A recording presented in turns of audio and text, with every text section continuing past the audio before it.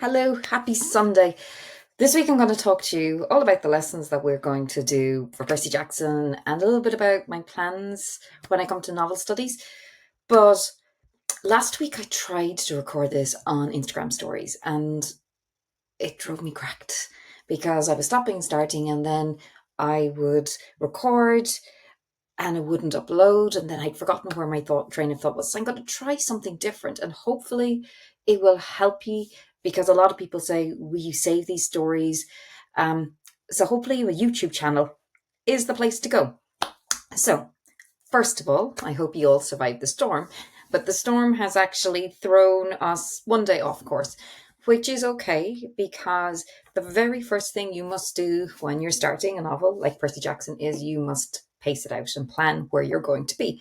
That really changes things. It keeps you focused and makes sure you're going to get it done. It means you're not then panicking, going, how far will I have them to read?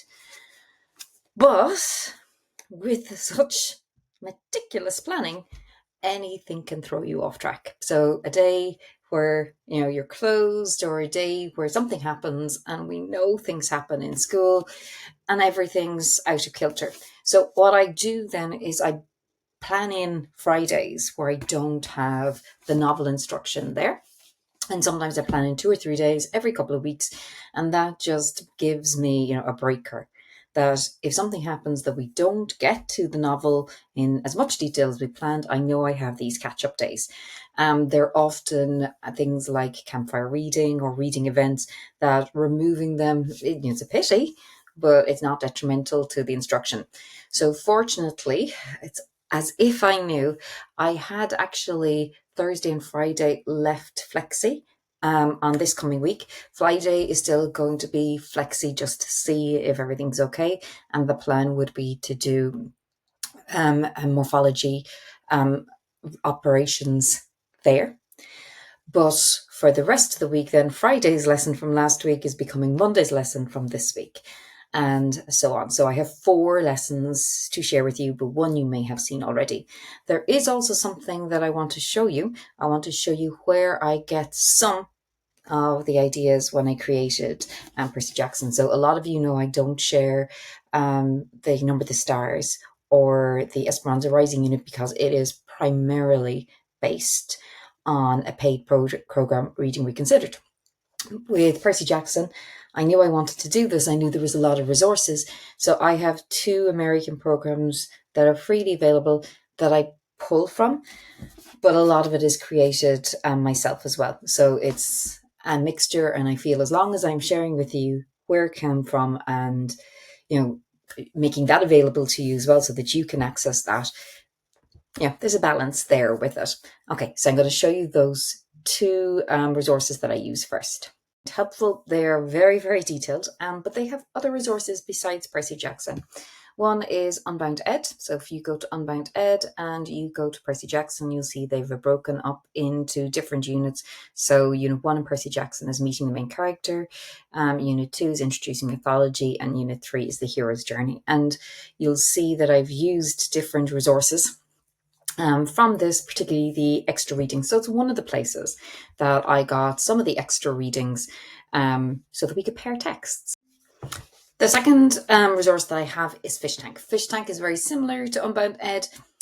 It takes a very different slant as Percy Jackson. So what I used to do is that each time as I was going through, I had both resources open. I also had my own feelings about where I wanted to go, what I wanted to introduce. So as you look, you'll see if you have the resource that I put together, it is neither of these resources and yet is inspired by both. So it's really important that I acknowledge them. You also will be able to look through Fish Tank and find other resources that you might want to use, and you might see other novels that you're going to look as well. So Unbound Ed and Fish Tank, both great places to start and to look. So Friday's lesson, the lesson that didn't happen. So now on Monday, we're looking at informational text. So we start by looking at the word mythology, and there's things that I expect them to know, particularly with the amount of morphology and etymology we've done. So we know it's Greek because of the Y and the LOGY ending, meaning the study of, and we have the Greek connecting O. So again, we explore it a little bit more, and the informational text we're touch pointing this off comes from Unbound. And it's why are the ancient Greek mythology still relevant today? Really good question for Percy Jackson. Really good question for us. So we start by looking at the type of text it is and retrieving what we know about that. What text features should we expect? What text features can we find? And we start by looking at the word relevant. So what clues can we find from within the text? So revising context clues there as well. And we're able to see the clues that are there, and then what's the main idea of this text. So again, bringing them back to clues that they may help with them. Title, the final two sentences, what's one of the biggest clues that we have here? Background knowledge. I haven't stated it there, but a lot of times we ask the children to be able to identify the main idea, and if they don't have enough knowledge themselves, that they can't do this. So background knowledge is really, really helpful here, and because this falls within a part of a unit, that really matters. So we have a little bit of vocabulary questions to support us then with it. And the main idea, I've said, identifying the main idea is that the myths are more than just tales of gods and goddesses doing impossible things. And what are the supporting details then? So what helps us with that? Again, looking at immortal. What am I going to hope that they see with immortal? That double M. That double M is an assimilated prefix, and we've been working on that so we can identify the structure of that word and then back into the main idea. And this time, I'm not giving them the main idea. So working collaboratively, identify the main idea, identify the supporting details. And then to bring the lesson to a conclusion, myths help readers realize. So again, the whole thing. What was our essential question here? Why were the Greek myths still relevant? And we answer that question. And there's an option here depending on how much time I have. So I'm going to have pages, and I'm going to cut these up, and I give them to the students in their groups, and they construct the sentence. So they'll have 4 little sheets, and then they're able to say, okay, look, after all starts at the beginning, it's got a comma there, and get people in trouble is at the end. So it's about constructing rather than deconstructing the sentence.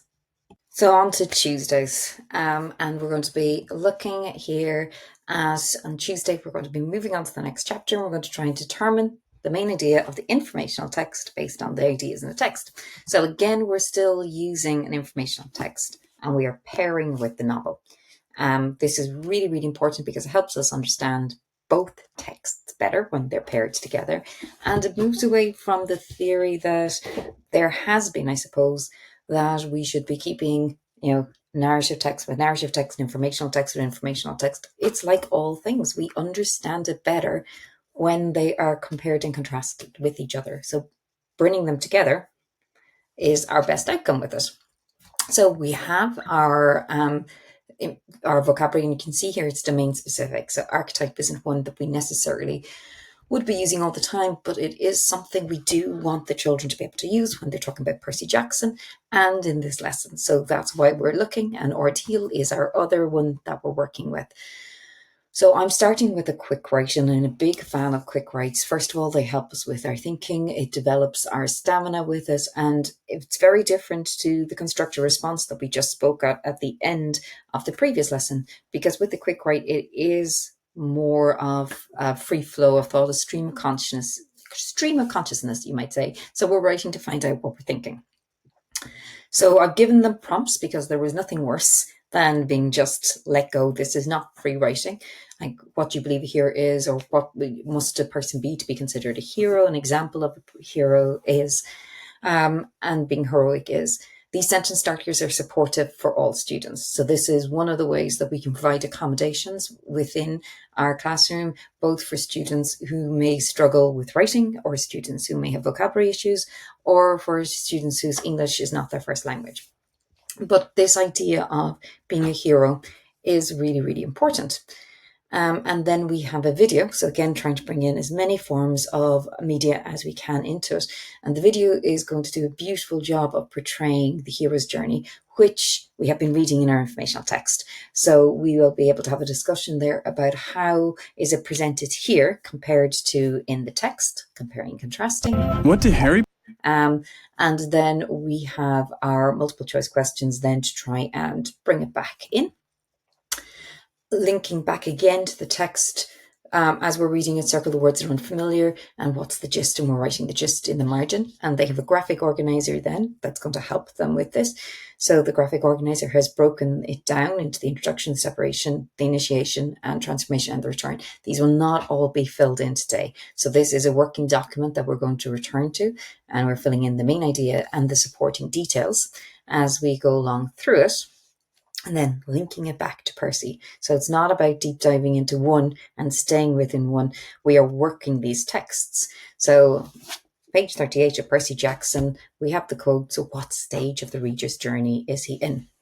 Now I have this document here that I have on my slide like this, and I've printed it out for the students. I will cut it up before I give it to them, and then they have to rearrange it. So they will have the headings and the stage, and they will have to rearrange it in their groups, discussing which stage of the hero's journey is there and how that relates to the Percy Jackson one. So that's a really nice activity. And then we have the exit ticket, which would be bringing back to how has your concept of the hero changed. Now, again, you may look at this and say, right, this is really challenging for 6th class.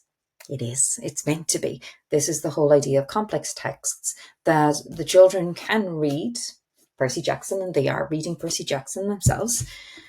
Me doing that with them for the majority of the class is not moving them on. It's not progressing them. What they need is these lessons need to be challenging enough that they do need the teacher to do them. So the teacher is guiding and pushing and supporting them in that journey. I always bring it back to, it's a little bit like being at the gym, where you are being pushed not beyond your endurance, but you're being pushed as much as you can. But, it's within your capabilities.